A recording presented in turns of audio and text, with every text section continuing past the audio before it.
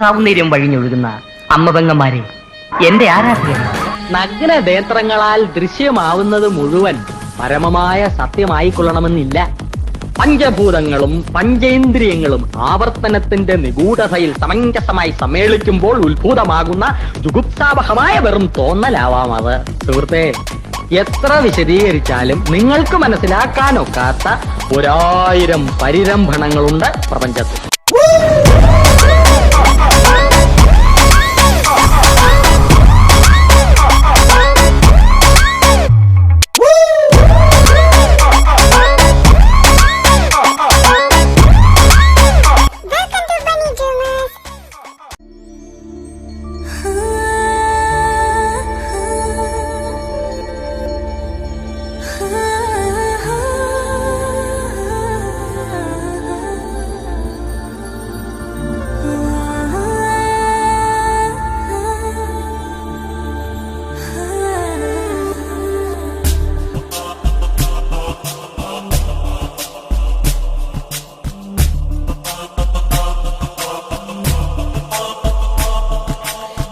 വരുമീ പാതയിലായി നിൻമിഴി കാത്തു നിൽപ്പു, എന്നിമയറിയാതെ എന്നിഴലായി എന്നും നീ കൂടെ, എന്നാത്മാവിൽ ചേർന്നലിയും കാറ്റിൻ ശ്വാസം, എന്നുയിരിൽ ലയമേകിടും പ്രേമത്തിൻ ലാസ്യം, നാം തമ്മിൽ അറിയും നിമിഷം മാത്രം. ഞാൻ വരുമീ പാതയിലായി കാത്തു നിൽപ്പു, എന്നിമയറിയാതെ എന്നിവരായി എന്നും നീ കൂടെ.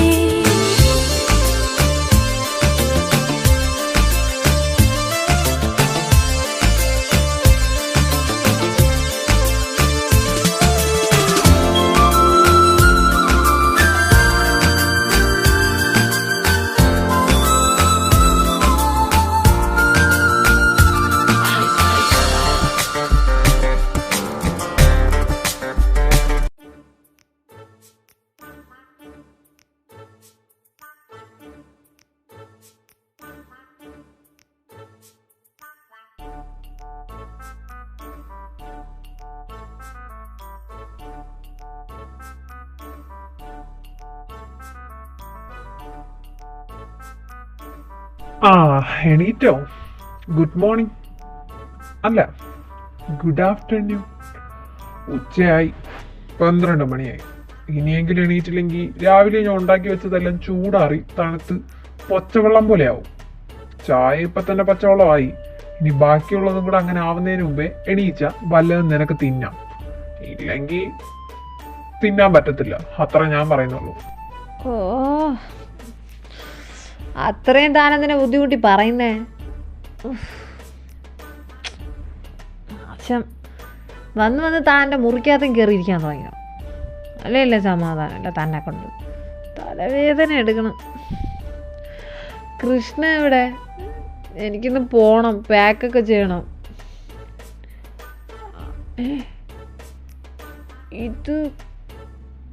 ഇത് വീടല്ലല്ലോ.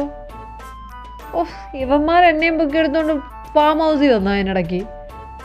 ആശയൊക്കെ ഇവിടെ എന്നിട്ട് ബാക്കിയുള്ളവരിവിടെ? ബാക്കിയുള്ളവരാ? ഏത് ബാക്കിയുള്ളവര്? അല്ല, ഇങ്ങോട്ട് നീ ഞാനും മാത്രമേ വന്നിട്ടുണ്ടായിരുന്നുള്ളൂ. ഞാനും താനും മാത്രോ? ഋഷി, കളിക്കല്ലേ, കളിക്കാൻ പറ്റിയ സമയമൊന്നുമല്ല ഇത്. അല്ലേ മനുഷ്യൻ തലവേദന എടുത്തിട്ടിരിക്കാൻ വയ്യ. അവന്മാരെ വിളിച്ചേ, വീട്ടിൽ പോയിട്ടാണ് എനിക്ക് പാക്ക് ചെയ്യാനായിട്ട്. ഒന്നേരമാണ് അവൻ്റെ ഒരു തമാശ. മാറും. ആണല്ലോ. എനിക്ക് ഇക്കാര്യം തമാശ പറഞ്ഞിട്ട് ഓസ്കാറും ദേശീയ പുരസ്കാരവും ഒക്കെ കിട്ടുമല്ലോ. എന്റെ പൊന്നു ചെറുക്കാൻ വേണമെങ്കിൽ വിശ്വസിച്ചാൽ മതി. ഞാൻ സത്യം പറഞ്ഞേ, നമ്മൾ എൻ്റെ മാത്രമേ ഉള്ളൂ ഇപ്പൊ ഫാം ഹൗസിൽ. പിന്നെ 2 ദിവസത്തേക്ക് ഇതിന്റെ അകത്തുനിന്ന് വെളിയിൽ പോയിട്ട് പുറത്തോട്ട് പോലും പോകാൻ പറ്റത്തില്ല. 2 ദിവസത്തേക്കല്ല, ഒരാഴ്ചത്തേക്ക്. മഴ ആയതുകൊണ്ട് തന്നെ അവിടെ മുഴുവൻ പൂട്ടിയിട്ടേക്കുക. അതുകൊണ്ട് ഫോറസ്റ്റ് വിട്ട് വെളിയിൽ പോകാൻ പറ്റത്തില്ലെന്നാ പറഞ്ഞേക്കുന്നത്. കർശന നിർദ്ദേശമാണ്. രാവിലെ ആശു വിളിച്ചിട്ടുണ്ടായിരുന്നു. അന്നേരം അവനും പറഞ്ഞു അങ്ങോട്ട് ചെല്ലണ്ടാന്ന്. എന്തോ ആനയോ പുലിയോ എല്ലാം കൂടെ ഇറങ്ങി നടക്കുമെന്നാ പറഞ്ഞത്. മഴ ആയതുകൊണ്ട് വെള്ളപ്പൊക്കത്തിനും ചാൻസ് ഉണ്ട്. അതുകൊണ്ട് സേഫായിട്ട് ഇവിടെ തന്നെ ഇരിക്കാനാ പറഞ്ഞത്. അതുകൊണ്ട് എൻ്റെ പൊന്നു ചേർക്കാം, വല്ല വേണമെങ്കിൽ വന്ന് എടുത്തു വെച്ച് കഴിക്കാൻ നോക്കൂ. അപ്പം നമ്മൾ മാത്രം ഇവിടെ ഉള്ളൂ അടുത്ത ഒരാഴ്ച? വെള്ളപ്പൊക്കോ? ദേ ഋഷി, നീ എൻ്റെ ദൈവമേ, ഞാൻ ഡാൻസ് കളിച്ച് കഴിഞ്ഞാൽ എന്താ സംഭവിച്ചേ അത് പറ. എനിക്കൊന്നും ഓർമ്മയില്ല. നമ്മളെന്തിനും എന്തിനും ഇങ്ങോട്ട് വന്നേ? നമ്മളെന്താ ഇവിടെ?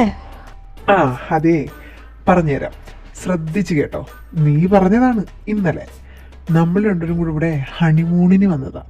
ഹണിമൂണിന് വന്ന സ്ഥിതിക്ക് റൊമാൻസ്, പിന്നെ എന്തോ സെക്സ് എന്നല്ല നീ പറഞ്ഞത്, വേറെ കിസ്സും സെക്സും പലതും ചെയ്യണം.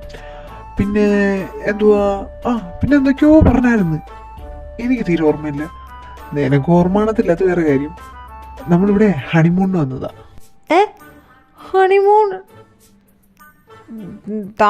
താനൊന്നും ചെയ്തില്ലല്ലോ ഇന്നലെ. അതിപ്പോ അങ്ങനെയൊക്കെ ചോദിച്ചാ ചെയ്യണോന്നൊക്കെ ഉണ്ടായിരുന്നു, പിന്നെ നീയായിട്ടെല്ലാം തുടങ്ങി വെച്ചതാ. പിന്നെ ഞാൻ വിചാരിച്ചു ബോധമില്ലാതെ ഞാൻ വല്ലതും ചെയ്താൽ നീ അറിയത്തില്ലല്ലോ, ഇപ്പൊ എന്തായാലും ചെയ്യും. അപ്പോഴത്തേനും പിന്നെ നിന്റെ അറിവോടുകൂടി നീ അറിഞ്ഞ് ആ വേദനയും എല്ലാം നീ അറിഞ്ഞ് തന്നെ ചെയ്യണമെന്നാണ് എൻ്റെ താല്പര്യം. അതുകൊണ്ട് ഒരു കിസ് കഴിഞ്ഞ് വേറെ വല്ലയിലോട്ട് കടക്കുന്നതിന് മുമ്പേ ഞാൻ അങ്ങ് എണീച്ച് പോയായിരുന്നു. നീ അവിടെ കിടന്ന് ഒറ്റയ്ക്ക് ഉറക്കത്തിലും മുമ്പിക്കുന്നതൊക്കെ ഞാൻ കണ്ടായിരുന്നു. നിനക്ക് ഇത്രയും ആക്രാന്തവും ഇത്രയും ആഗ്രഹവും ഒക്കെ ഉണ്ടെന്ന് ഞാൻ ഇപ്പോഴാണ് മനസ്സിലാക്കിയ എന്നില്. അയ്യേ, ഞാൻ ഇയാളൊക്കെ കിസ് ചെയ്ത ഉള്ള വില അവിടെ പോയല്ലോ ദൈവമേ, ഇനി എന്തോ ചെയ്യും? എന്തു വന്നാലും ഇയാൾ എൻ്റെ അടുത്ത് കാണിച്ചതിനും പറഞ്ഞതിനൊക്കെ പകരം വിട്ടണം. അതുകൊണ്ട് പിടിച്ചു നിന്നേ പറ്റൂ. ഒരാഴ്ചയെങ്കിൽ ഒരാഴ്ച ഇയാളുടെ അടുത്ത് മിണ്ടോ പോലും ഞാൻ ചെയ്യത്തില്ല. എനിവേ, ഇനി താൻ പറഞ്ഞ സത്യമാണെങ്കിലും കള്ളമാണെങ്കിലും ഒരാഴ്ച അപ്പം ഇവിടെ നിന്ന് എങ്ങോട്ടും പോകാൻ പറ്റത്തില്ല. ഫൈൻ. എനിക്ക് എൻ്റെ കാര്യം, തനിക്ക് തൻ്റെ കാര്യം. തനിക്ക് വേണമെങ്കിൽ താൻ ഫുഡ് ഉണ്ടാക്കി തിന്നുക, എനിക്ക് വേണമെങ്കിൽ ഞാൻ ഫുഡ് ഉണ്ടാക്കി തിന്നോളാം. ഞാനിവിടെ ഈ ഫാം ഹൗസിൽ വേറെ റൂമുണ്ടല്ലോ, ആ റൂം ഞാൻ യൂസ് ചെയ്തോളാം. താൻ ഈ റൂം യൂസ് ചെയ്തോ. അതുപോലെ എല്ലാ കാര്യങ്ങളും പ്രത്യേകിച്ച് മതി. എൻ്റെ അടുത്ത് വന്ന് മിണ്ടാനോ കൂടുതൽ കിടന്ന് അളമ്പാനോ ശ്രമിച്ചു കഴിഞ്ഞാൽ ബാക്കി അപ്പോൾ മോറും. നിക്ക്, ഇങ്ങനെ അങ്ങ് പോയാ ഇതിപ്പോ ഒരു വീട്ടിൽ താമസിക്കുമ്പോ ഇനിയിപ്പോ ഒരാഴ്ച അതെങ്ങനെ മിണ്ടാണ്ടും പറയാതെ ഞാൻ എൻ്റെ കാര്യം നീ നിന്റെ കാര്യം നോക്കുന്നേ? അത് വരത്തില്ല. പോരാറ്റ് നീ എൻ്റെ അനിയനായി പോയില്ലേ, അപ്പൊ പിന്നെ എനിക്ക് നിന്റെ കാര്യം നോക്കിയല്ലേ പറ്റുള്ളൂ. പിന്നെ അപ്പ വിളിച്ചിട്ടുണ്ടായിരുന്നു, അപ്പ നിന്നെ പ്രത്യേകിച്ച് ശ്രദ്ധിച്ചോളാന്നാ പറഞ്ഞേക്കുന്നത്. പിന്നെ അപ്പ ഭയങ്കര ഹാപ്പിയാണെന്നും പറയാൻ പറഞ്ഞു നിന്റെ കാര്യത്തിൽ. എൻ്റെ കാര്യത്തിലോ? എൻ്റെ കാര്യത്തിൽ എന്തിനാ അപ്പ ഹാപ്പി? അതിന് ഞാനെന്തോ ചെയ്തേ? ഇന്നലെ കുടിച്ച് കിടന്ന് കാണിച്ചതിനൊക്കെ അപ്പം എന്നെ ചീത്ത വിളിക്കണ്ടേ? അതിന് ഹാപ്പിയാണെന്നോ? അപ്പൊ നിനക്ക് അറിയാം നിന്റെ കൈയിരിപ്പിനെ ചീത്തയാണ് കിട്ടേണ്ടതെന്ന്. എന്തൊക്കെ ആയിരുന്നു ഇന്നലെ. എന്റെ പൊന്നു ചെയ്തു, നീ ഇങ്ങനെയൊക്കെ ഡാൻസ് കളിക്കുമെന്ന് ഞാൻ ആദ്യമായിട്ടാ കാണുന്നു. ഒറ്റ ഡാൻസ് ഉണ്ടാ ഇന്നലെ എൻ്റെ കയ്യിൽ നിന്ന് പോയി. നീ എന്നെ കയറി കിസ് ചെയ്തപ്പോ ഞാൻ തിരിച്ച് കിസ് ചെയ്തത്. ഇല്ലായിരുന്നെങ്കിൽ അത് ഞാൻ വേണ്ടാന്ന് വെച്ച് കൺട്രോൾ ചെയ്ത് നിന്നേനെ. പിന്നെ ഇനി എപ്പോഴും ഇങ്ങനെ എൻ്റെ ഭാഗത്തുനിന്ന് ഇത്തരത്തിലുള്ള കൺട്രോളുകൾ നീ പ്രതീക്ഷിക്കണമെന്നില്ല. അതിൻ്റെ കാര്യം ഞാൻ പറയാം. അതിനു മുമ്പേ അപ്പം നിന്റെ കാര്യത്തിൽ ഹാപ്പിയായി എന്ന് പറഞ്ഞതിൻ്റെ കാര്യം നിനക്ക് കേൾക്കണ്ടേ? പറഞ്ഞുതരാം. ഇന്നലെ നീ എനിക്ക് ബർത്ത്ഡേ വിഷ് തന്നു 12 മണിക്ക്. ഞാനത് അക്സെപ്റ്റ് ചെയ്യുകയും ചെയ്തു. നിന്നോട് ഞാൻ അതിന് ശേഷം ഒരുപാട് കാര്യങ്ങൾ പറഞ്ഞു. അതൊക്കെ സത്യം തന്നെയാണ് പറഞ്ഞത്. അപ്പേനെ വിഷമിപ്പിക്കാൻ എനിക്ക് ഒട്ടും താല്പര്യമില്ല, അത് ഈ നേരം വരെയും. അത് ഇനിയും അങ്ങനെ തന്നെയാണ്. ഇനി നിന്നെ കോളേജിൽ പോകാൻ വിട്ടാലെന്നല്ല, കോളേജിൽ പോകണം, നീ ഡോക്ടറാവണം. അതിപ്പോൾ നിനക്ക് താല്പര്യമില്ലെങ്കിലും നീ ഡോക്ടറാവാൻ വേണ്ടി പഠിച്ചുകൊണ്ടിരിക്കുകയല്ലേ, അപ്പോൾ പിന്നെ ആയില്ലേ പറ്റത്തുള്ളൂ. അതിനൊക്കെ ഞാൻ വിടും, പക്ഷേ അത് എൻ്റേതാക്കി കഴിഞ്ഞിട്ട് മാത്രം. ഇത് ഞാൻ അപ്പയ്ക്ക് കൊടുത്ത വാക്കാ. നീ എന്തൊക്കെ പറയുന്നേ? നിന്റേതാക്കാൻ വേണ്ടി നീ അപ്പയ്ക്ക് വാക്ക് കൊടുത്തുന്നോ? നീ ഇങ്ങനെയൊന്നും അല്ലല്ലോ ഇന്നലെ എന്നോട് പറഞ്ഞേ. പിന്നെ അപ്പയ്ക്ക് നീ എങ്ങനെ വാക്ക് കൊടുക്കുന്നേ? അപ്പ അതിന് അമേരിക്കയിലല്ലേ? ഇനി അമേരിക്കയിലല്ലെങ്കിലും നമ്മുടെ കാര്യം അപ്പയ്ക്ക് അറിയത്തില്ലല്ലോ. പിന്നെ പോരാണ്ട് നിനക്കിതിന് താല്പര്യമില്ലെന്ന് നീ തീർത്ത് പറഞ്ഞ കാര്യമാണ്. പിന്നെ ഇപ്പം നീ എന്തൊക്കെയാണ് വിളിച്ചു പറയുന്നത്? ഋഷി, നീ വെറുതെ എന്നെ ദേഷ്യം പഠിപ്പിക്കരുത്. ഞാൻ അല്ലെങ്കിലും എൻ്റെ മൂടൊക്കെ പോയി ഒരുമാതിരി ഭ്രാന്തെടുത്താണ് നടക്കുന്നത്. അതിൻ്റെ ഇടയിൽ കൂടെ നീ മാറിക്കേ. നിക്ക്, എവിടെ മാറാൻ? ഞാൻ പറയട്ടെ, ബാക്കി പറയട്ടെ. നിനക്ക് ഒരുപാട് ഡൗട്ടുകളുണ്ടെന്ന് ഇതിനോടകം തന്നെ നീ പറഞ്ഞപ്പോൾ എനിക്ക് മനസ്സിലായി. എന്നാ കേട്ടോ, അപ്പ നമ്മുടെ കാര്യം അറിഞ്ഞു. ഇക്കാശ പറഞ്ഞത് ആശു വള്ളി പുള്ളി തെറ്റാതെ എല്ലാ അപ്പയോട് പറഞ്ഞു കൊടുത്തു. നീ എന്നെ പ്രപ്പോസ് ചെയ്തപ്പോൾ തൊട്ടുള്ളതും അന്ന് തൊട്ടേ എനിക്ക് നിന്നെ ഇഷ്ടമാണെന്നും അപ്പയെ ഓർത്തിട്ടാ ഞാൻ നിന്നോട് തിരിച്ച് ഇഷ്ടമാണെന്ന് പറയാത്തതെന്നും എല്ലാം അപ്പ അറിഞ്ഞു. അപ്പയ്ക്ക് ഫുൾ സമ്മതമെന്നും പറഞ്ഞു. അപ്പയ്ക്ക് സമ്മതമാണെങ്കിൽ പിന്നെ ഈ ലോകത്ത് ആരെയും എനിക്ക് നോക്കേണ്ട ആവശ്യമില്ല. നിന്റെ സമ്മതം പോലും എനിക്ക് വേണ്ട. അതുകൊണ്ട് ഇനി നിന്നെ കണ്ടില്ല എന്നടിക്കാനോ അല്ലെങ്കിൽ നിന്നെ വിട്ടുകളയാനോ ഞാൻ തയ്യാറല്ല. അപ്പ സമ്മതിച്ചില്ലെങ്കിലോ എന്നുള്ളൊരു പേടിയായിരുന്നു എൻ്റെ മുമ്പിൽ ആകെ ഉണ്ടായിരുന്ന തടസ്സം. അത് പോയി കിട്ടി. അപ്പോൾ ഏതായാലും ഇനി നീ എൻ്റെത് മാത്രം. അപ്പ വന്നിട്ട് എത്രയും പെട്ടെന്ന് തന്നെ നമ്മുടെ എൻഗേജ്മെന്റ് നടത്താമെന്നാണ് പറഞ്ഞേക്കുന്നത്. സോ ഇപ്പൊ നീ ഹാപ്പി അല്ലേ? അറിഞ്ഞല്ലോ എന്തിനാ നിന്റെ കാര്യത്തിൽ അപ്പ ഇത്ര ഹാപ്പിന്ന്. പുറത്തുള്ള ആരും സ്നേഹിച്ചില്ലല്ലോ, എന്നെ തന്നെ സ്നേഹിച്ചു. എന്നെ പോലൊരു നല്ലൊരു മകനുണ്ട്, മരുമകനായി. അതിനൊക്കെ അപ്പോൾ ഒരുപാട് ഹാപ്പിയാന്ന് പറഞ്ഞു. ഇത് നിന്നോട് പറയാൻ പറഞ്ഞു. അപ്പം ഞാനാ പറഞ്ഞേ അപ്പയോട് നിന്നെ വിളിക്കണ്ട, ഞാൻ തന്നെ ഇത് പറഞ്ഞോളാം അവനോട്, അവനൊരു സർപ്രൈസ് ആയിക്കോട്ടെ എന്ന്. അതാ ഇന്നലെ പറയാത്ത. ഇന്നലെ ഫങ്ഷൻ കഴിഞ്ഞ് കേക്ക് കട്ടിങ് കഴിഞ്ഞപ്പോഴാണ് അപ്പ എന്നെ വിളിച്ചതും. ഇക്കാശാന്ന് പറഞ്ഞിട്ടാണ് ഞാൻ അപ്പയെ വിളിക്കുന്നത്. അന്നേരമാണ് ഇക്കാര്യങ്ങളൊക്കെ എന്നോട് പറയുന്നത്. പിന്നെ നീ പിന്നെ നല്ല കോലത്തിലല്ലായിരുന്നല്ലോ. ഇതൊക്കെ പറയാന്ന് വിചാരിച്ചപ്പോഴത്തേക്കും നീ അവിടെ എന്തൊക്കെയോ കാണിച്ചു കൂട്ടി. പിന്നെ ഞാൻ നിന്നോട് ഇനി എന്തു പറയാനാ? അപ്പോൾ ഇപ്പോൾ അപ്പയ്ക്ക് നമ്മുടെ റിലേഷൻഷിപ്പിന് സമ്മതമാണ്, അതുകൊണ്ട് നിനക്ക് സമ്മതമാണ്. ഓക്കെ. ഇന്നലെ ഞാൻ അവിടെ കിടന്ന് അത്രയും മണ്ടനായപ്പോൾ നീ ഇത് പറഞ്ഞില്ല. ഞാൻ ആ ഒരു സിറ്റുവേഷനിലായതുകൊണ്ട് എങ്ങനെ പറയാനാ? നല്ല റീസൺ. അപ്പോൾ അപ്പ ഇനി എന്നെ വേണ്ട, എൻ്റെ മോനെ കെട്ടിച്ച് തരത്തില്ല എന്ന് പറഞ്ഞാൽ, അല്ലെങ്കിൽ കെട്ടിക്കഴിഞ്ഞ് നിന്നോട് എൻ്റെ മോനെ കളയാൻ പറഞ്ഞാൽ നീ കളയുമല്ലേ എല്ലാം കഴിഞ്ഞിട്ട്? നിനക്ക് ശരിക്കും എന്നോട് ആത്മാർത്ഥമായിട്ടുള്ള പ്രണയം തന്നെയാണോ ഋഷിയുള്ളത്? ഞാനേ മറ്റേ കയ്യാലപ്പുറത്തിരിക്കുന്ന തേങ്ങയൊന്നുമല്ല തോന്നുമ്പോൾ എടുത്ത് ഒക്കത്ത് വയ്ക്കാനോ എടുത്ത് കളയാനൊന്നും. കിട്ടിയാൽ കിട്ടി, പോയാൽ പോയി എന്നുള്ള ലൈഫിനോട് എനിക്ക് ഒട്ടും താല്പര്യമില്ല. എനിക്കങ്ങനെ ജീവിക്കാനും വയ്യ. അതുകൊണ്ട് തൽക്കാലം നമുക്കിത് വേണ്ട. നീ ഇന്നലെ എന്താണോ തീരുമാനിച്ചത് അത് തന്നെ മതി മുമ്പോട്ടും. ഞാൻ അങ്ങനെയെങ്കിലും അങ്ങ് സഹിച്ചോളാം. ഇത് നിനക്ക് പിന്നെ എളുപ്പമാണല്ലോ, കുഷിയുണ്ട്. എന്നെ കിട്ടിയില്ലെങ്കിൽ അവളെ കെട്ടാം. എന്താ കിട്ടിയില്ലെങ്കിൽ ദൈവമായിട്ട് ഓരോന്ന് കൊണ്ട് തരുന്നുണ്ടല്ലോ. നമുക്കല്ലേ അങ്ങുമില്ല ഇങ്ങുമില്ലാണ്ട് നടക്കുന്നത്. അപ്പ സമ്മതിച്ച ഇനി ലോകത്ത് ആരും സമ്മതിക്കണ്ട. എൻ്റെ സമ്മതം പോലും നിനക്ക് വേണ്ടല്ലേ? എന്നാൽ നീ കേട്ടോ, എനിക്ക് ഈ എൻഗേജ്മെൻറ്റിനോ അല്ലെങ്കിൽ നീയുമായിട്ടുള്ള കല്യാണത്തിനോ അല്ലെങ്കിൽ നീയുമായിട്ടുള്ള റിലേഷൻഷിപ്പിനോ ഇനി താല്പര്യമില്ല. എൻ്റെ ഇമോഷൻസെയോ അല്ലെങ്കിൽ എൻ്റെ ഫീലിങ്സിനോ യാതൊരു വാല്യൂ കൽപ്പിക്കാതെ അപ്പ സമ്മതിച്ച എല്ലാം സമ്മതിക്കാമെന്ന് പറഞ്ഞാൽ നീ നാളെ എന്നെ കളയാനും മടിക്കത്തില്ല, അതുറപ്പാണ്. അതുകൊണ്ട് ഐ എം സോറി, എനിക്ക് ഒട്ടും താല്പര്യമില്ല ഋഷി. ചൈതു നീ ഇത് എന്തൊക്കെയാ പറയുന്നേ? എടാ എല്ലാവരും സമ്മതിച്ചു. നീ എന്താ എൻ്റെ അപ്പോഴത്തെ അവസ്ഥകൾ മനസ്സിലാക്കാതിരിക്കുന്നേ? എനിക്ക് നിന്നോട് ശരിക്കും ഇഷ്ടമല്ലെന്നിട്ടാണോ ഞാൻ എതിർത്തത്? എടാ നമ്മൾ കാരണം നമ്മുടെ അപ്പ വിഷമിക്കരുതെന്ന് വിചാരിച്ചിട്ടാ. അപ്പ ചിലപ്പം നമ്മളെ ബ്രദേഴ്സിനെ പോലെ ആയിരിക്കും വളർത്തിയിരിക്കുന്നത്. ഇപ്പോഴേക്കും രണ്ടുപേർക്കും അങ്ങോട്ടും ഇങ്ങോട്ടും തോന്നിയ പൊട്ടത്തരമായിട്ട് അപ്പന് മുമ്പ് ചെന്നാ അപ്പ ഒരുപാട് തകർന്നു പോകുമെന്ന് വിചാരിച്ചിട്ടാണ് ഞാൻ ഇതൊക്കെ ഇത്രയും കാലം ഇങ്ങനെയൊക്കെ ഇരുന്നേ. ഇതിപ്പോ അപ്പ സമ്മതിച്ചു. ഇപ്പം നീ അവസാന നിമിഷം ചെയ്തു. നീ ഓരോ പൊട്ടത്തരങ്ങളും വിളിച്ച് പറയരുത്. നീ എടുത്തു ചാടി ഓരോന്ന് പറയല്ലേ ചെയ്തു, പ്ലീസ്. ആരെടുത്ത് ചാടി എന്നാ ഋഷി പറയുന്നത്? ഞാൻ ഏതായാലും അങ്ങനെ എടുത്തു ചാടി ഒരു തീരുമാനം എടുത്തിട്ടില്ലെന്നാ എൻ്റെ വിശ്വാസം. ഇനി എടുക്കുകയില്ല, എടുക്കേണ്ട ആവശ്യം എനിക്കില്ല. ഏതായാലും ഇതിവിടെ നിർത്താം ഋഷി, എനിക്ക് വയ്യ. എൻ്റെ ഫീലിങ്സിന് യാതൊരു വാല്യൂവും തരാത്ത നിന്നെ സ്നേഹിക്കേണ്ട ആവശ്യം എനിക്കില്ല. ത്രാസി വെച്ച് തൂക്കിയാലും അപ്പം വേണ്ടെന്ന് പറഞ്ഞാൽ നീ എന്നെ കളയും, ഉറപ്പാ. അത് 100% ഉറപ്പായ കാര്യം തന്നെയാണ് ഇതോടുകൂടി. ഇപ്പം എന്താ, അപ്പയ്ക്ക് ഇഷ്ടമാണെന്ന് പറഞ്ഞു, നിനക്കും ഇഷ്ടമാണ്. അപ്പയ്ക്ക് നാളെ ഇഷ്ടമല്ലെന്ന് പറഞ്ഞാൽ നിനക്കും ഇഷ്ടമല്ല.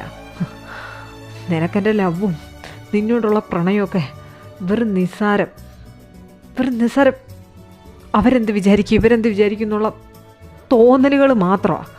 അല്ലാണ്ട് ഞാൻ പ്രണയിക്കുന്നതിൻ്റെ പകുതി നീ എന്നെ സീരിയസ് ആയിട്ട് നോക്കിയിട്ടുമില്ല, പ്രണയിച്ചിട്ടുമില്ല. അതുകൊണ്ട് തന്നെ ഇത് ശരിയാവത്തില്ല ഋഷി. ഇക്കാര്യം പറഞ്ഞ് ഇനി ഋഷി എൻ്റെ അടുത്ത് സംസാരിക്കാൻ വരണ്ട. ചൈതു ഇതൊക്കെ ഞാൻ എക്സ്പെക്ട് ചെയ്തതാ, പക്ഷേ ഇവൻ ഇത്രത്തോളം പറയുമെന്ന് ഞാൻ എക്സ്പെക്ട് ചെയ്തില്ല. ഇത് നേരത്താണ് കൂപ്പിൽ ഐഡിയ ഒക്കെ തോന്നിയത്. ചിലസടിപ്പിക്കാൻ നോക്കിയിട്ട് ഇതിപ്പോ ഇവ എന്നോട് ദേഷ്യപ്പെട്ടത് വഴക്കുണ്ടാക്കിയതൊക്കെ വേറെ കാര്യത്തിനാണല്ലോ. ഇവനത് എന്നെ മനസ്സിലാക്കാത്ത അപ്പ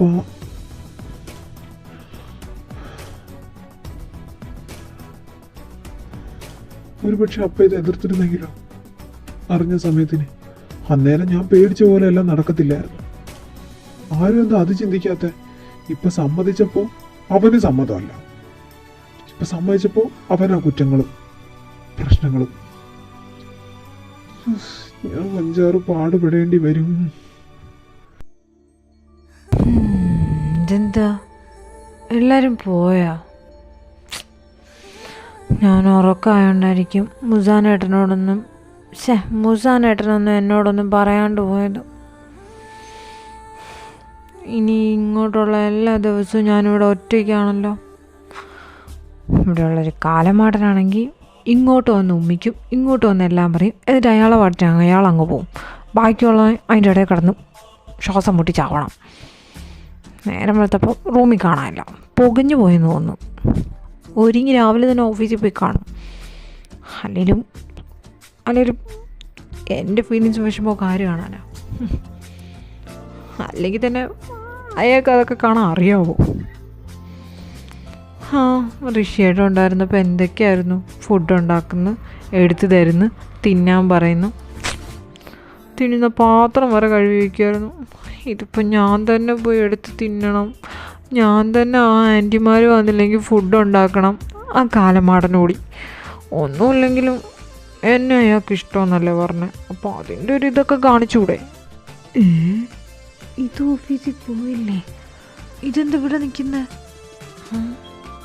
എന്തോ ഉണ്ടല്ലോ. നീ വന്നോ? ഞാനേ നമുക്ക് 2 ബ്രേക്ക്ഫാസ്റ്റ് റെഡിയാക്കുമായിരുന്നു. പുറത്ത് കനത്ത മഴ കാരണം റെഡ് അലേർട്ടാണ്. വെള്ളപ്പൊക്കത്തിൻ്റെ ചാൻസ് ഉണ്ടെന്നാണ് പറഞ്ഞേക്കുന്നത്. അതുകൊണ്ട് പുറത്തിറങ്ങാൻ പറ്റത്തില്ല. 2-3 ദിവസം കാണുമായിരിക്കും. ഇപ്പോഴത്തേക്ക് ഒരാഴ്ച എന്നാണ് പറഞ്ഞേക്കുന്നത്. ഇനി മഴ കുറവുണ്ടെങ്കിൽ അത് 2 ദിവസം ആകും. അതുകൊണ്ട് ആൻറ്റിമാരൊന്നും വന്നില്ല. പിന്നെ ഞാനും ഓഫീസിൽ പോകാനൊക്കെ വിചാരിച്ചിരുന്നതാണ്. അന്നേരമാണ് ഇങ്ങനത്തെ ഇഷ്യൂ. അപ്പം തന്നെ പിന്നെ കിച്ചണിൽ കയറി ഫുഡ് ഉണ്ടാക്കി. എനിക്കറിയാം നിനക്ക് വലുതായിട്ട് കുക്കിംഗ് ഒന്നും അറിയത്തില്ല എന്ന്. അതുകൊണ്ട് തന്നെ ഞാൻ കയറി ഉണ്ടാക്കിയത്. ഇനിയിപ്പോൾ നമ്മളൊരു മാത്രമേ ഉള്ളൂ. അവരൊക്കെ വെളുപ്പിനെ പോയി.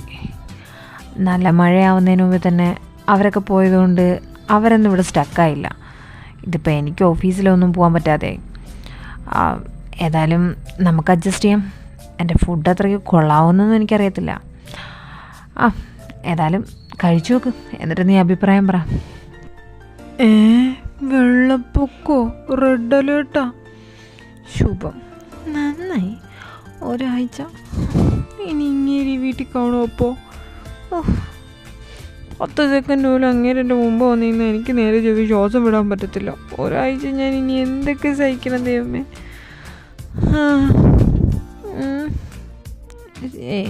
ഇന്നലെ അങ്ങേര് കിസ് അടിച്ചിട്ട് എണീച്ച് പോയത് വെച്ച് നോക്കുമ്പോൾ ഇയാൾ നല്ല കൺട്രോളിംഗ് ഒക്കെ ഉള്ള കൂട്ടത്തില്ല എന്നെക്കാളും. അതുകൊണ്ട് പേടിക്കണ്ട. എൻ്റെ ആരും നീ ഇങ്ങനെ ഈ വിരളി ഉണ്ടോല്ലോ അങ്ങോട്ടും ഇങ്ങോട്ടും നടന്നിട്ട് ഒരു കാര്യമില്ല. ഇന്നലെ ഇത് കേട്ടപ്പോൾ എനിക്ക് ടെൻഷനായ കാര്യം തന്നെയാണ്, ഇല്ലയെന്നൊന്നും പറയുന്നില്ല. ഇപ്പോഴും എനിക്ക് നല്ല ടെൻഷനുണ്ട്. എന്നും വെച്ചിപ്പോൾ നിന്നെ പോലെ ഇങ്ങനെ നടന്ന ടെൻഷൻ തീരുമോ? അതുകൊണ്ട് അടിച്ചിട്ട് പോലും മനുഷ്യന് നേരെ നിൽക്കാൻ പറ്റുന്നില്ല. ആലോചിച്ചിട്ട് കൈയും കാലും വിറയ്ക്കുക. നീ ഒരുത്തൻ എൻ്റെ കൂടെ ഇറങ്ങി വന്നതിൻ്റെ ക്ഷീണം ഇതുവരെ മാറിയിട്ടില്ല. അങ്ങോട്ടും ഇങ്ങോട്ടും വെട്ടും കുത്ത് റാത്തീവ 24 മണിക്കൂറും. ഇനി അവനെങ്ങാണം ഇഷ്ടമാണെന്ന് അങ്ങനെ അച്ഛനോട് പറയണം. തീർന്നു. ഞാൻ അതിനെക്കുറിച്ച് ആലോചിച്ചുകൊണ്ടിരിക്കുന്നത്. നീ ഇങ്ങനെ നഖവും തിന്ന് നടന്നോ? നിൻ്റെ അല്ല അനിയൻ മിക്ക വേറെ അവ ഇറക്കി പോവും. അന്നേരമായിരിക്കും എൻ്റെ ദൈവമേ ഭൂകമ്പമായിരിക്കും ഇവിടെ, ഭൂകമ്പം. ഞാൻ അതാലോചിച്ചിട്ടാണ് ടെൻഷൻ. ഒന്നാതിപ്പം നല്ല മഴ ആയതുകൊണ്ട് തന്നെ ഓഫീസിൽ പോലും പോകാൻ പറ്റുന്നില്ല. അല്ലെങ്കിൽ അവിടെയെങ്കിലും പോയി വല്ല 2 ഫയൽ വാങ്ങിച്ചെങ്കിലും സമാധാനം കണ്ടെത്തായിരുന്നു. ഇതിപ്പം അങ്ങനെയും പറ്റുന്നില്ലല്ലോ ദൈവമേ. എനിക്കെന്തിൻ്റെ കേടായിരുന്നു വെറുതെ ഇരുന്ന് നിന്നെ പ്രകോപിപ്പിച്ച് ഇക്കാര്യം നിൻ്റെ വായിന്ന് അറിയാനായിട്ട്. എന്നെ വല്ല ഓലക്കയ്ക്കും അടിക്കണം. എടോ പുളിന്താ മനുഷ്യ, താൻ കൂടെ അറിഞ്ഞപ്പോ എന്റെ സമാധാനം എത്രത്തോളം ആണെന്ന് എനിക്കറിയോ? ഒറ്റയ്ക്ക് തീരുന്നോണ്ട് നടന്നതോ. ഇപ്പൊ കൂട്ടിന് പകുതി തിന്നാൻ താങ്ങുണ്ടല്ലോ, അതുകൊണ്ട് എനിക്ക് സമാധാനം. പിന്നെ ആരല്ല അനിയനെന്ന്? അതെ, തൃശ്ശൂര് തന്നെ അനിയനാ. അവനായിരിക്കും ഇറങ്ങിപ്പോകാൻ പോകുന്ന, അല്ലാതെ എന്റെ അനിയൻ ഇറങ്ങി ഇങ്ങോട്ട് വരത്തില്ല. എന്റെ അനിയനെ മാത്രം താൻ കുറ്റം പറയൊന്നും വേണ്ട. എന്റെ അനിയനെ അവൻ പ്രലോഭിപ്പിച്ചിട്ടല്ലേ, അല്ലാതെ വെറുതെ ഒന്നും അല്ലല്ലോ. പാവം ഇരുമ്പും തണ്ട് പോലെ നടന്ന ചെറുക്കനാ ഇപ്പൊ മാടപ്രാവ് പോലെയായി നിന്റെ അനിയന്റെ വശീകരണം കാരണം. അവന്റെ നോട്ടം കണ്ടറിയാം അവൻ വീണ് പോയി കാണും. എങ്ങനെ നിഷ്കുവായിട്ട് അഭിനയിച്ച് വീഴ്ത്തിയില്ലേ? അളിയനാണ് കൂടെ അളിയനാണ് പോലെ അളിയൻ തെണ്ടി. എന്തിന്റെ ഈടായിരുന്നു അവനിതിന്റെയൊക്കെ? ഞാനിനി എന്തൊക്കെ കേൾക്കണം ദൈവമേ. ഞാനായിട്ട് തുടങ്ങി വെച്ചത് ഞാനായിട്ട് എങ്ങനെയെങ്കിലും അവസാനിപ്പിക്കാന്ന് വിചാരിക്കുമ്പോ അടുത്ത കുരുക്കി വരുവാണല്ലോ എന്റെ ദൈവമേ. ഇതൊക്കെ ഇനി എവിടെ കൊണ്ട് തീർക്കും ഞാൻ? ഏതായാലും ഒരു കാര്യം ഉറപ്പാ പൊന്നു മോനെ ആരു, ഈ വെള്ളപ്പൊക്കവും മഴയൊക്കെ തീരുന്നതോടുകൂടി അപ്പൻ ഇങ്ങ് വരും. അച്ഛൻ വന്നു കഴിഞ്ഞാൽ പിന്നെ അറിയാമല്ലോ, അടുത്ത സുനാമി ആയിട്ടായിരിക്കും അച്ഛൻ വരുന്നത്. അതിനു മുമ്പേ തൃശ്ശൂരിനെ കണ്ട് എങ്ങനെയെങ്കിലും കാര്യങ്ങൾ പറഞ്ഞ് മനസ്സിലാക്കണം. അവനെ എന്ത് പറഞ്ഞിട്ടാന്നൊന്നും വേണ്ടില്ല, ഇതിൽ നിന്ന് പിന്തിരിപ്പിക്കേണ്ട നമ്മുടെ ആവശ്യമാണ്. ഇല്ലയെന്നുണ്ടെങ്കിൽ അച്ഛൻ നിനക്കും എനിക്ക് ഈ വീട്ടിൽ ചെവി തല കേൾക്കാൻ സമ്മതിക്കത്തില്ല, ഇരിക്കപ്പൊറുതിയും തരത്തില്ല. നീ ഇറങ്ങി വന്ന കണ്ട് പഠിച്ചിട്ട് അവൻ ഇങ്ങനെ കാണിക്കുന്നതെന്ന് പറയും. പിന്നെ പോരാഞ്ഞിട്ട് എന്നെ കണ്ടല്ലേ അവൻ പഠിക്കുന്നതെന്നും പറഞ്ഞുകൊണ്ട് അതൊരു തത്തി. ഏത് നേരത്താണോ ഇങ്ങോട്ട് വിളിക്കാൻ തോന്നിയതോ അതിനു വേണ്ടിയും നമ്മളെ തന്നെ പറയും. പിന്നെ നിൻ്റെ വീട്ടിലുള്ളവനെ ആണല്ലോ ഇഷ്ടം തൃശ്ശൂരിന്, അതുകൊണ്ട് അതും കേൾക്കേണ്ടി വരും, എല്ലാം കേൾക്കേണ്ടി വരും. അതുകൊണ്ട് എങ്ങനെയെന്ന് വെച്ചാൽ മുടിഞ്ഞ ഇപ്പോഴത്തെ സിറ്റുവേഷൻ തീർന്നു കഴിഞ്ഞാൽ അപ്പോൾ തന്നെ അവനെ വിളിക്കുകയോ അല്ലെങ്കിൽ പോയി കണ്ടോ നമുക്ക് സംസാരിക്കണം. എങ്ങനെയെങ്കിലും കാണാൻ പറ്റുമെന്ന്.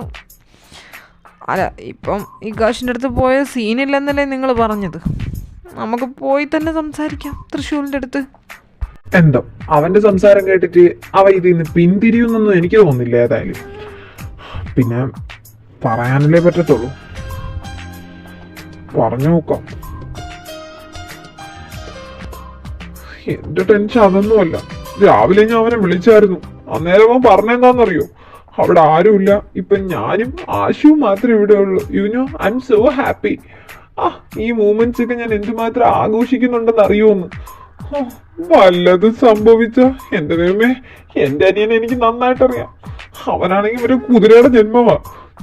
എന്തെങ്കിലും കൊണ്ട് കിട്ടിയാങ്ങും ആസ്വദിച്ച് തിന്നും. എന്റെ ദൈവമേ, കൈവിട്ട് പോയി കഴിഞ്ഞാൽ പിന്നെ പറഞ്ഞിട്ട് കാര്യമില്ല. നീ ഒന്ന് ആലോചിച്ച് നോക്കത്രലോക, നമ്മൾ പിന്നെ എന്തൊക്കെ കേൾക്കണം. നിന്റെ അനിയൻ കുതിരയുടെ ജന്മമാണെങ്കിലേ എൻ്റെ അനിയൻ മറ്റേ ഇണചേരുന്ന പാമ്പിൻ്റെ ജന്മവാ. അവ അങ്ങോട്ട് ചെന്ന് വലിച്ചടിപ്പിക്കും. നിന്റെ അനിയൻ പോയില്ലെങ്കിൽ എൻ്റെ അനിയൻ വിളിച്ചു വരുത്തും. അതാ അവൻ്റെ സ്വഭാവം. അവന് കുറച്ച് ഫീലിങ്സൊക്കെ കൊച്ചിലെ തൊട്ടേ കൂടുതലാണ്. എനിക്കുറപ്പാണ് മിണ്ടാതെ പോകുന്ന നിന്റെ അനിയനെ അവനായിരിക്കും വിളിച്ച് പലതിലോട്ട് കൊണ്ടുപോകാൻ പോകുന്നത്. എന്തൊക്കെ കേൾക്കണമെന്നാ? പലതും കേൾക്കേണ്ടി വരും. പലതിനും നമ്മളാവും കാരണക്കാർ. നടക്കരുതെന്ന് ആഗ്രഹിച്ച പലതും എന്തായാലും ഈ വെള്ളപ്പൊക്കം തീരുന്നതുകൂടി നടക്കും മോനെ. എൻ്റെ പൊന്നാരു, തലയിൽ കൂടെ മുണ്ടിട്ടുകൊണ്ട് നടക്കേണ്ട അവസ്ഥ നമുക്ക് വരും, അതുറപ്പാണ്. അതിനി ആരൊക്കെ വരരുതെന്ന് പ്രാർത്ഥിച്ചാലും വന്നിരിക്കും. എന്റെ പൊന്ന് ദൈവമേ, ഞാൻ ഒരു 1001 തേങ്ങ അവിടെ കൊണ്ടുവന്ന് പൊട്ടിച്ചേക്കാവേ. ഈ വെള്ളപ്പൊക്കം ഒന്ന് കുറച്ച് തരണേ. ആ ചെറുക്കിന് നല്ല ബുദ്ധി തോന്നിക്കണേ ദൈവമേ.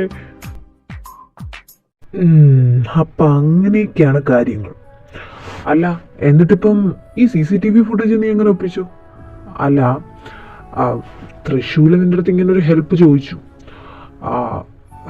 അന്ന് ആ ഇൻസിഡന്റ് നടക്കുന്ന സമയത്തിന് അവിടെ CCTV ഫുട്ടേജ് ഉണ്ടായിരുന്നെങ്കിലും അവിടെ എന്തെങ്കിലും പ്രശ്നങ്ങളൊക്കെ നടന്നിട്ട് അത് ഇല്ലാണ്ടായെന്നല്ലേ പറഞ്ഞത്. അത് പിന്നെ കിട്ടാൻ ചാൻസ് കുറവാന്നല്ലേ പറഞ്ഞേ. പിന്നെ നീ എങ്ങനെ ഇതൊപ്പിച്ചു? ശരിയായ ക്വസ്റ്റ്യനാണ് നീ ചോദിച്ചത്. നീ ചോദിച്ചത് ശരി തന്നെയാ. ഇതെങ്ങനെ ഒപ്പിച്ചു? ഇത് ഒപ്പിക്കാൻ കുറച്ച് ടാസ്ക് ആയിരുന്നു. നിലവില് ഈ പബ് ഇപ്പം അവിടെ ഇല്ല. ഈ ഇൻസിഡൻ്റ് ഒക്കെ നടന്ന് 1 ഇയർ വരെ പബ് അവിടെ ഉണ്ടായിരുന്നുള്ളൂ. പക്ഷേ ആ അങ്കിളുമായിട്ട് ഞാൻ ഭയങ്കര കമ്പനിയായിരുന്നു. കാരണം അന്ന് ഞങ്ങളുടെ കോളേജിൽ നിന്ന് ആ പബ്ബിലായിരുന്നു ഇടയ്ക്കിടയ്ക്ക് ഞങ്ങൾ പോകുന്നതും ചെറിയ ചെറിയ ബർത്ത്ഡേ ഫംഗ്ഷനും പാർട്ടീസൊക്കെ വയ്ക്കുന്നതും. അതുകൊണ്ട് തന്നെ പുള്ളിക്കാരൻ്റെ കാലം കൈയൊക്കെ പിടിച്ച് ഫുട്ടേജ് എടുത്തിട്ടുണ്ട്. പക്ഷെ ഇതിൽ ഒന്നും റിക്കവർ ചെയ്യാൻ പറ്റാത്തതുകൊണ്ട് അങ്കിൾ അന്ന് സൂക്ഷിച്ചു വെച്ചെന്നാണ് പറഞ്ഞത്. അന്ന് വീട്ടിൻ്റെ അടുത്ത് എന്തോ, പബ്ബിൻ്റെ അടുത്ത് എന്തോ ഏതൊരു വീട്ടിലൊരു ചെറിയ റോബറി നടന്നപ്പോൾ പോലീസ് എന്തോ വന്ന് ഈ ഫുട്ടേജ് ചോദിച്ച സമയത്തിന് കൊടുത്തതാന്നോ, അന്ന് അവർ റിക്കവർ ചെയ്യാൻ പറ്റാതെ തിരിച്ചുകൊണ്ട് തന്നെയെന്നൊക്കെ അങ്കിൾ പറഞ്ഞത്. അതൊന്നും അത്ര വ്യക്തമല്ല. പിന്നെ അത് നമ്മളെ ബാധിക്കുന്ന കാര്യമില്ലാത്തതുകൊണ്ട് ഞാൻ ചോദിക്കാനും നിന്നില്ല. പക്ഷെ നമുക്ക് ഈ ഫുട്ടേജ് കിട്ടിക്കഴിഞ്ഞാൽ അന്ന് തൃശ്ശൂരിൻ്റെ കൂടെ ആരോ റൂമിലോട്ട് പോയെന്ന് കണ്ടുപിടിക്കാം. എൻ്റെ ഒരു ഡൗട്ട് അനുസരിച്ച് ഇക്കാഷ് തന്നെ ആവാനാ വഴി. ബിക്കോസ് അന്ന് രാത്രി ഞാൻ ഒറ്റയ്ക്കാണ് വീട്ടിലോട്ട് പോയത്. ഇക്കാഷിനെ ഞാനായിരുന്നു പബ്ബിലോട്ട് കൊണ്ടുവന്നത്. പക്ഷേ അവൻ ഒന്നും എൻ്റെ കൂടെ വന്നില്ല. ഞാൻ വിളിച്ചിട്ട് ഫോൺ കൊടുത്തില്ല. പിന്നെ ഞാൻ വിചാരിച്ചു ഋഷിയോ ആരെങ്കിലും വന്ന് കൊണ്ടുപോയിന്ന്. അതുകൊണ്ടാണ് ഞാൻ അധികം വിളിക്കാനും നിന്നില്ല അങ്ങോട്ട്. പിന്നെ തൃശ്ശൂർ പറഞ്ഞ ആകെപ്പാടുള്ളൊരു ടാറ്റൂ 7 അതുള്ളത് അത് ഇക്കാഷിനും ഉണ്ട്. അതൊക്കെ കൊണ്ടാണ് ഞാൻ ഇക്കാഷിനെ സംശയിക്കാൻ കാരണം. നോക്കാം. ഏതായാലും ഇത് റിക്കവർ ചെയ്തെടുക്കാൻ പറ്റുമെന്ന് എൻ്റെ ഒരു ഫ്രണ്ടാണ് പറഞ്ഞത്. അവൻ ഏകദേശം ഒരു 1 വീക്ക് വേണമെന്നാണ് പറഞ്ഞത്. സെറ്റ് ചെയ്തെടുക്കാമെന്ന് പറഞ്ഞിട്ടുണ്ട്. ഇനിയിപ്പോൾ ഇത് കൊണ്ട് കൊടുത്താൽ മതി. അല്ല, താൻ എന്നാ പോന്നെ? ഇന്ന് പോകുന്നല്ലേ പറഞ്ഞത്? ആടോ, ഞാനിന്നേനെ പോവും. പിന്നെ താൻ രാവിലെ അവിടെ നിന്ന് ഇറങ്ങിയപ്പോൾ തൻ്റെ കൂടെ ഇറങ്ങിയെന്നേ ഉള്ളൂ. എനിക്ക് പിന്നെ അവിടെ നിൽക്കാൻ തോന്നിയില്ല. ചൈതൂല്ലല്ലോ. ഞാൻ അവനെ വിളിക്കാനാ വന്നത്. ഞങ്ങളുടെ കോളേജ് ഇപ്പോഴും തുറക്കത്തില്ല. 2 മാസത്തെ ലീവാ. അവൻ പിന്നെ ഋഷി അങ്ങനെയൊക്കെ പറഞ്ഞുകൊണ്ടാണ് എന്നെ വിളിച്ചു വരുത്തിയത് എൻ്റെ കൂടെ വീട്ടിൽ വന്ന് നിൽക്കാനായിട്ട്. കോളേജിൽ തുറന്നു കള്ളമൊക്കെ പറഞ്ഞിട്ട് ഞാനും പിന്നെ ഇതൊക്കെ അറിഞ്ഞപ്പോൾ അവൻ വിഷമിക്കണ്ടല്ലോ എന്ന് വിചാരിച്ചിട്ടാണ് ഓടി വന്നത്. ഇനിയിപ്പോൾ അവർ സെറ്റ് ആവുകയാണെങ്കിൽ അങ്ങാവട്ടെ, ഞാൻ പോവും. എൻ്റെ അമ്മയ്ക്ക് ചെറിയൊരു ആക്സിഡൻറ്റ് പറ്റിയായിരുന്നു. അതിൻ്റെയൊക്കെ തിരക്കിലായിരുന്നു. പിന്നെ ഇതിപ്പോൾ ഫ്രണ്ടായി പോയില്ലേ, ഇവനിങ്ങനെ അത്യാവശ്യ കാര്യം പറഞ്ഞ് വിളിക്കുമ്പോൾ വരാതിരിക്കാൻ പറ്റത്തില്ലല്ലോ. അതുകൊണ്ടാണ് ഓടി വന്നത്. അവനൊരു വിഷമം എന്ന് പറയുമ്പോൾ നമ്മുടെയും കൂടെ അല്ലേ. ഞാനിന്ന് പോവും. ഇന്ന് ഈവനിങ്ങിൻ്റെ ട്രെയിനിൽ തന്നെ ഞാൻ പോവും. താനിനിയിപ്പോൾ ഇതിൻ്റെ പറയുമായിരിക്കുമല്ലേ അടുത്ത ഒരാഴ്ച? തനിക്ക് ശരിക്കും തൃശ്ശൂരിനോടൊപ്പം ഒന്നുമില്ലേ? ഒരു പ്രോമിസ് കൊടുത്തതിൻ്റെ പേരിലല്ലേ ഇത് കണ്ടുപിടിക്കാൻ നടക്കുന്നത്? ഒരു പ്രോമിസ് കൊടുത്തതിൻ്റെ പേരിലല്ലടോ, അത് തൃശ്ശൂരായതുകൊണ്ടാണ് ഞാനിത് കണ്ടുപിടിക്കാൻ നടക്കുന്നത്. തനിക്കിതിനോടൊക്കെ മനസ്സിലായോ എന്ന് എനിക്കറിയത്തില്ല. അവൻ്റെ ഒരു പെർഫെക്റ്റ് സോളാണോ. അവൻ്റെ ഒരുപാട് സംശയങ്ങൾക്കുള്ള ഉത്തരവാണ് ഇന്ന് എനിക്ക് തന്നത്. അങ്ങനെ ഒരാളെ ഞാൻ എൻ്റെ ലൈഫിൽ കണ്ടിട്ടില്ല. തനിക്കറിയോ? ഇത്രയും മെച്യൂർഡായിട്ട് അത് ഈ പ്രായത്തിൽ ഇക്കാഷിൻ്റെ ഭാഗ്യവാ. അത് ഇക്കാഷിനെ അങ്ങനെ കെയർ ചെയ്യാൻ പറ്റുവാണെങ്കിൽ അതവൻ്റെ ഭാഗ്യം. ഇനി അവൻ അതിനെ നഷ്ടപ്പെടുത്തി കളഞ്ഞാൽ അതവൻ്റെ നഷ്ടം മാത്രമാണ്. അല്ലാതെ എന്ത് പറയാം. ഇതേതായാലും ഞാൻ കൊടുത്ത പ്രോമിസ് തന്നെയാണ്. ഞാനിത് നിറവേറ്റി കൊടുത്തിരിക്കും. അത് ആരാന്ന് കണ്ടുപിടിച്ചാൽ അയാളോട് ജീവിക്കാനോ അല്ലെങ്കിൽ അയാളെ സ്നേഹിക്കാനോ ഒന്നുമല്ല. അവനിഷ്ടം ഇക്കാഷിനെയാണ്. അതവൻ ഞാൻ ഓൾറെഡി എന്നോട് പറഞ്ഞു. ഞാനത് തന്നോട് പറഞ്ഞല്ലോ. അയാളോടൊരു സോറി പറയണം. അവൻ കാരണം അയാൾ അന്ന് അതിലോട്ട് വന്നതെന്നാണ് അവൻ പറഞ്ഞത്. അതിപ്പോൾ എല്ലാവരും ചിന്തിക്കുന്ന കാര്യമല്ലല്ലോ. നമ്മൾ മറ്റുമാണെങ്കിൽ 4 പേര് അറിയാതിരിക്കാൻ 4 ചുമരിൻ്റെ അകത്ത് ഒതുക്കാനല്ലേ നോക്കത്തുള്ളൂ. പക്ഷെ അവൻ അങ്ങനെയല്ലല്ലോ ചെയ്യുന്നത്. അവൻ കാരണം അയാൾ വിഷമിക്കുന്നുണ്ടോ ഇല്ലേ എന്നുള്ള കുറ്റബോധം കാരണം അവനിത് ചെയ്യുന്നതെന്ന് എനിക്ക് മനസ്സിലായി. ഒരുപക്ഷെ ഞാനിത് കണ്ടുപിടിച്ച് കൊടുത്തില്ലെങ്കിൽ അവന് ജീവിതത്തിൽ ഒരിക്കലും സമാധാനം കാണത്തില്ല.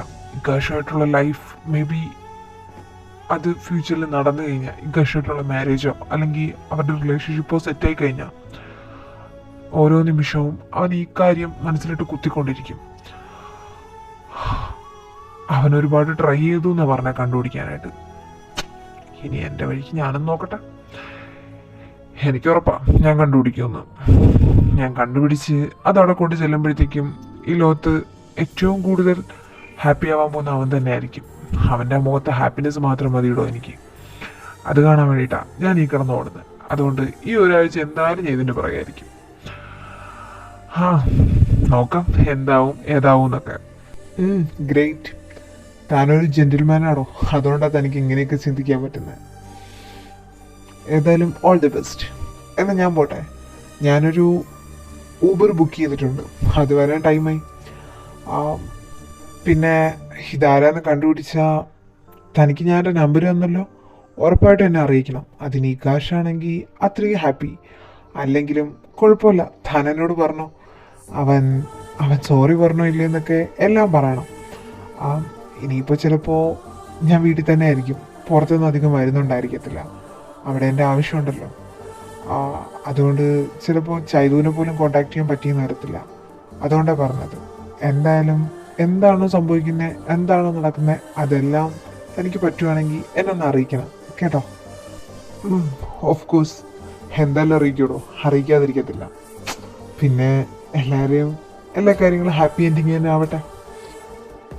താനെന്ന് വിട്ടോ, തൻ്റെ വണ്ടി വന്നു.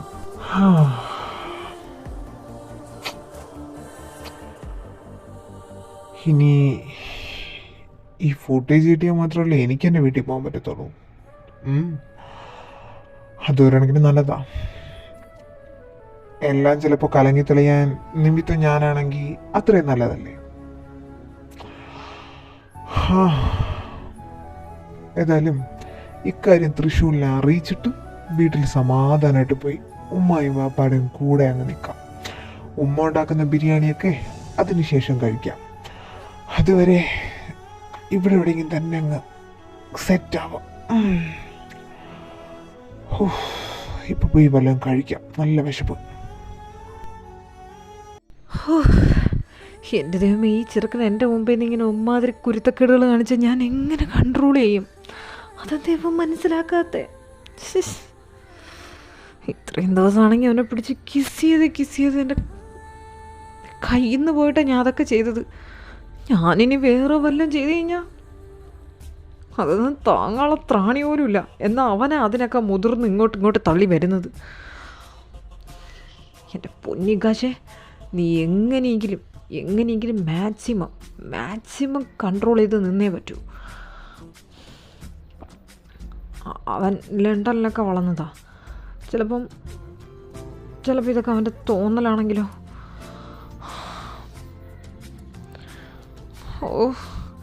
അവനെ കാണുമ്പോൾ എൻ്റെ കയ്യിൽ നിന്ന് പോവുക. പിന്നെ എങ്ങനെ ഞാൻ കൺട്രോൾ ചെയ്യാനാ?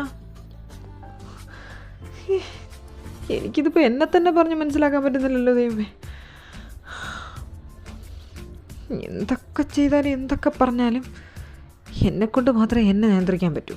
അവ ഇനി എന്തൊക്കെ കാണിച്ചു കൂട്ടിയാലും, ഇനി തുണിയില്ലാണ്ട് പോകുമ്പോൾ ഒന്ന് ഇരുന്നാലും ശരി, കൺട്രോൾ മൈസെൽഫ്. എൻ്റെ ആവശ്യം കൺട്രോൾ ചെയ്യണ്ടേ. എൻ്റെ മാക്സിമം ഞാൻ നോക്കും. പരിധി വിട്ട് കഴിഞ്ഞാൽ ഞാൻ വല്ലതും ചെയ്ത് കഴിഞ്ഞാൽ പിന്നെ പറഞ്ഞിട്ട് തരില്ല. വിഷ്ണുദാസ് കൊണ്ട് കേസ് കൊടുത്തിട്ടൊന്നും പിന്നെ കാര്യമല്ല. അത് ഞാൻ ഇപ്പോഴേ പറയാം. എന്തായാലും